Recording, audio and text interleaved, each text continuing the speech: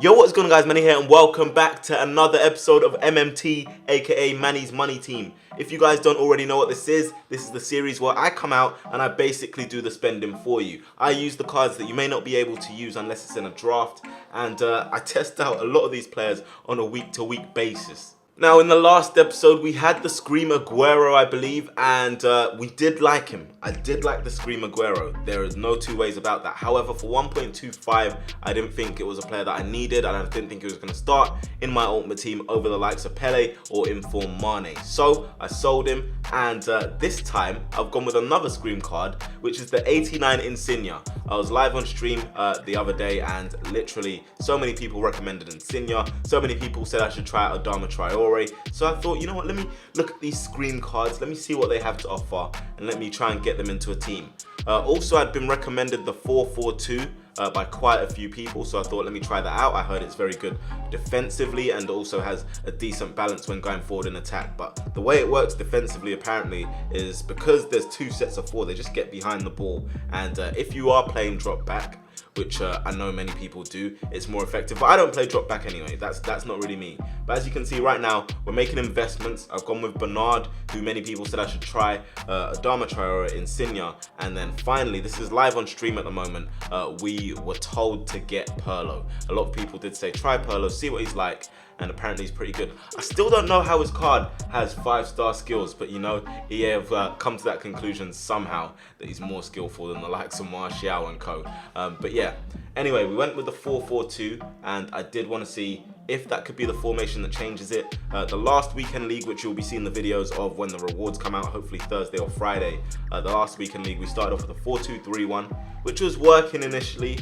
It was working initially, but I decided, you know what, like, for some reason, it just doesn't feel right for me sometimes playing with one striker. Even if it's got cams to support, when you leave one man isolated up front, it's very difficult to play FIFA for me sometimes. But yeah, you can see we're doing the custom tactics right now for this 4-4-2. And with custom tactics as well, sometimes I don't know where to place myself, I'm not sure. And I feel like I have my best success or my most success usually when I leave a lot of their instructions on balanced or basic or default. I feel like it's a lot more balanced, and it does help me to just do the things that I need to do in terms of attack and defend.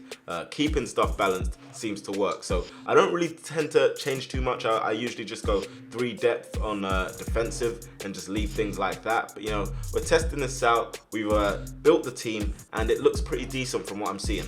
So then, we were ready to test the 4-4-2. We went into Division Rivals in Division 1. Division 1 is not fun. If you can stay away from it, do so. I'm telling you, you will enjoy your weekday FIFA a little bit more. But yeah, like, I literally enjoy FUT Champions more than I do playing Division Rivals, because Division Rivals is just a sweat fest. You are literally playing the best players in the game all the time, especially in Division 1. So stay away from it. That's my advice to you.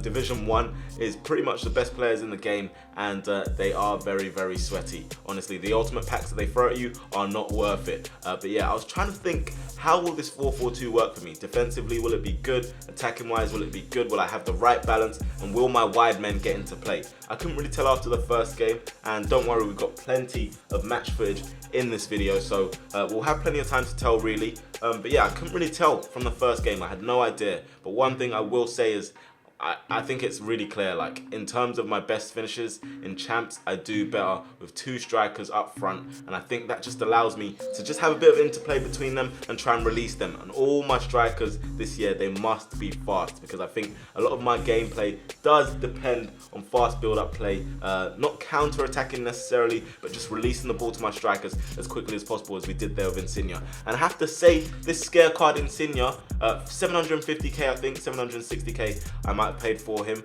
and a lot of people recommended him, but I have to say, he didn't disappoint. You know, he's a finisher. He can finish really, really well, and I was surprised by that. Yes, he is very small, but at times he just does stuff like this. He's a nuisance to play against. 5'4", but he's too fast. You're not going to catch him there. Comes inside the box and literally drills that into the bottom corner. But I was really surprised. I thought, okay, maybe 750 is overpriced, but inside the box, he's a deadly, deadly finisher. So I was really thinking, okay, you know what? Fair play to the people. Fair play to the people for picking out a card that I didn't expect to like, and I was enjoying him. In case you needed an example of what I meant by when I said Division 1 is very boring, this guy had 70% possession at half time and I was winning 3-1. Like, that just says it all. It's ridiculous, and I'm pretty sure people don't just play that way against my team. Yes, they are more inclined to when they see my team, but I know it's not just me. But yeah, we had to beat him at his own game here. Like, honestly, I held the ball for the first 5 minutes of the half and I ended up scoring from it.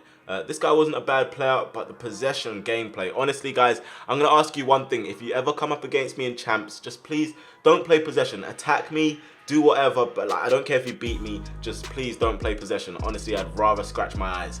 But yeah, literally, that was a bit graphic.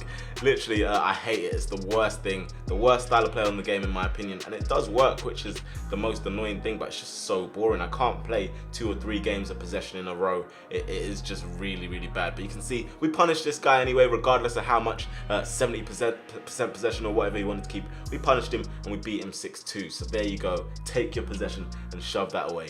We then went into our third game and I was beginning to understand the 4-4-2 a little bit better. Yes, wide play is involved in it, but you can just have as much luck going down the centre. I was using Adama Traore quite a bit to try and build up my moves, but like this time, this guy's expecting me to go line. I was thinking, nope, we're going to go down the inside. We're going to try and create an opportunity that way. We go from Insigne onto Pele. Pele with the fake stop. Insigne bringing the ball back the other way, and that's 2-0. This guy was always going to quit the game when we were playing like that. But yeah, it depends on what's more comfortable for you in terms of using the 4-4-2. Do you want to play out wide? Do you want to go central? Like I said, with 2 strikers, the aim is to try and get the ball up to them as quickly as possible and not counter-attack your opponent, but just sort of catch them a little bit off guard. But yeah, it was working for me. I was trying it, I was getting in the right areas and I was scoring some good goals. Yet again, this Insigne with the finish, that's left-footed there. I believe he might have 4-star weak foot. And to drill that into the box there, hard and low, that was really, really good. So I have to say that's the card that I was most impressed with out of using this team so far. And I do think if you have 750k and you do think you can afford him, go for it. But yeah, the next purchase for us was Scream card Bobby Firmino. I've been looking at him, I've been scouting him from the moment he came out, and I was thinking I do want to try this card at some point, and that's exactly what we did this time. We then, with the help of the stream, rearranged the team and started off with a 4-5-1 to make sure Firmino could fit in there with the likes of Bernard and Insigne. But yeah, in game we went back to the 4-4-2, so no problems there. Obviously, you can see right now we're just doing the custom tactics, sorting that out, so when we go into the game, we can just change it at the click of a button. And funny enough, we went into this game and we played against someone who's also rocking with the 4-4-2, which is always a good test. I think that's always a very good way to test if you can use your formation pretty well, when you have someone coming up against you with the same formation. And there you can see a debut goal for this Firmino. So good. His agility and turning is really, really good. And there, that guy couldn't predict the little step over, the little feint exit that I put in the skills tutorial video. If you haven't seen that already, make sure you go check it out. Honestly, it will help you on FIFA 20. But yeah, we were playing some nice FIFA. There again, Insigne showing his finishing in the box. We're 2-0 up against this guy. But at times, we can do stupid stuff like that. When you intercept it, you rush a clearance, you lose the ball, you do concede. And even in the last minute of this game, this guy comes in here with Kante, plays it into Messi, and Messi getting the rebound and the luck there against Van der Sar. So we were going to draw that game 2-2. But I have to say, was really liking the 4-4-2. We're really liking my strikers. Bernard though, 84 rated scare card for 200k, not worth it, had to go. I was even willing to lose whatever coins that I was going to lose on him. And a familiar face that's been in and out of this side since the start of Ultimate Team, Neymar. I think this is like the 4th or 5th time that I've literally bought this card back, and every time I sold him, it's not because he's bad. It's just I haven't found a way to make him effective in my team, which was very, very frustrating. Anyway, moving on, and the people in the Twitch chat decided that I should do the scare card that EA had just released at 6 PM. That was the scare card Giovinco. If you know anything about FIFA over the last 8 years or so, Giovinco has always been a very, very difficult card to play against. Whenever they give him a special card, he is an absolute problem. So the chat said that I should do it. I obliged, and I decided to do the SBCs for him. So yeah, we completed the first one there, and then we finally completed the second one. Didn't take us too long, maybe about 15 minutes, and we had our screen card Giovinco. But he is a little bit lacking in the pace department. I think he's got decent acceleration, but his overall pace isn't the greatest. However, he's going to be a good shooter. He's going to have good shooting, very high agility. I think he's got 96 agility, and his dribbling's high too. So could be a very useful card to bring off the bench in a game of champs. In a bit of extra time, he could be the difference between a win and a loss. So if you want to try that Giovinco, if you want to get him, I don't think he's actually too expensive. Maybe not even more than 100k to do. So I would say if you can do him, try him. And if you do think you can fit him into your team, use him. But this is the pack that we got from the Giovinco thing. We got that in form, and we also got a Kanji. Not a player that I'm really going to use, obviously, but he could be useful in an SBC further down the line.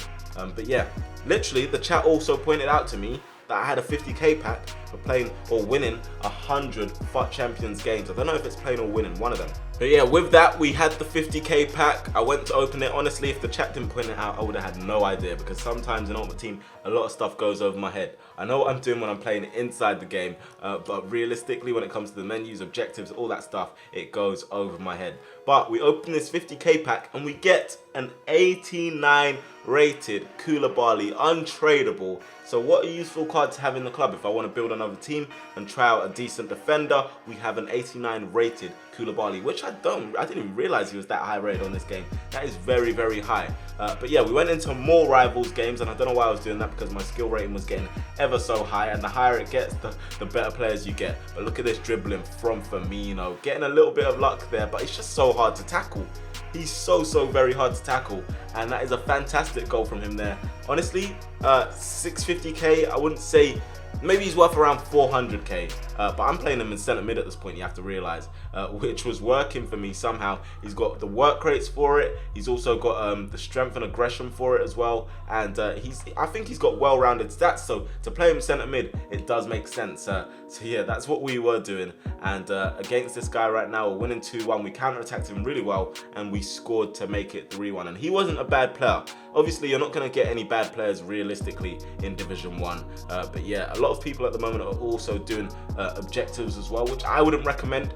I would actually recommend relegating yourself if you're trying to do objectives. Just like this guy, he was trying to do objectives. Probably a very decent player, but when you're playing and doing objectives and you've got lesser players, you're always going to struggle, especially in the highest division. But he took the lead once again. Firmino twisting and turning in the box, and he's just a really nice card to use. Honestly, I enjoy it, and I'm just so happy that in this game at the moment, Liverpool players are very good on the game. We've got the likes of Mane, we've got Van Dijk, we've got Firmino, we have Salah. Like, there are Liverpool players in the game that are very good, and obviously that hasn't always been the case, so I'm really happy for that one. But like I said, this guy's a good player. Obviously he was doing objectives, but you could see the style of play that he would normally play coming out in goals like that. That was a very nicely worked goal. But us, look at what we were doing. We're going through a Pele here. Varane chasing Pele, catching up to him, but it didn't matter because we brought out the ball roll to dink skill, and we used Pele's left foot to finish it. So we scraped a 3-2 win in that one. And Rivals was going really well for me, which is odd on stream. Normally I'm losing more games, but actually during the stream, I don't think we lost one game. You can see the skill rating is just getting ever so high, which is also scaring me. And like I said, if you can do so, stay away from Division 1. Unless, of course, you want to get better, because you will get better by playing against better players. But so far, I have to say, overall from this team, the 4-4-2, it was working for me. I had the right balance in terms of defense and attack, and that's what you're looking for. And I do think, yet again, 2 strikers up front is the way to play for me. I don't know how other people do the 4-3-3. I know Castro got 30-0 playing the 4-3-3, I think 4, and I don't know how he did that. I might have to ask him because I don't think I could do that personally. I think I struggle when people, especially when people drop back against my team, I struggle to get the ball to my striker if he's isolated. So I need someone to work off, and I think that's the best way to play on this game. 2 strikers, work it between them, and you'll create opportunities like this when Pele takes it around the goalkeeper. But what does he do? He misses the target. I couldn't believe it. Look at me slumped back into my chair.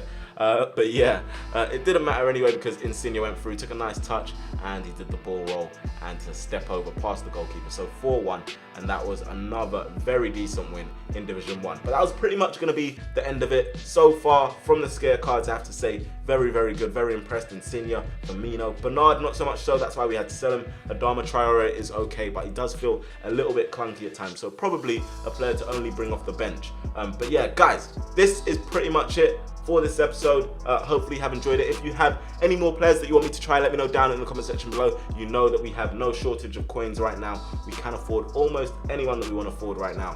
So if you guys want me to try out some players, let me know down in the comment section below. Tweet me, come into the Twitch chat. Join and follow us on Twitch. The link is down in the description. We have a lot of fun on there, so make sure you're checking in. If you want to give some advice, come in the chat, give some advice, and just have a good time really. But yeah, look forward to the next episode of MMT, and I will catch you guys soon. Peace.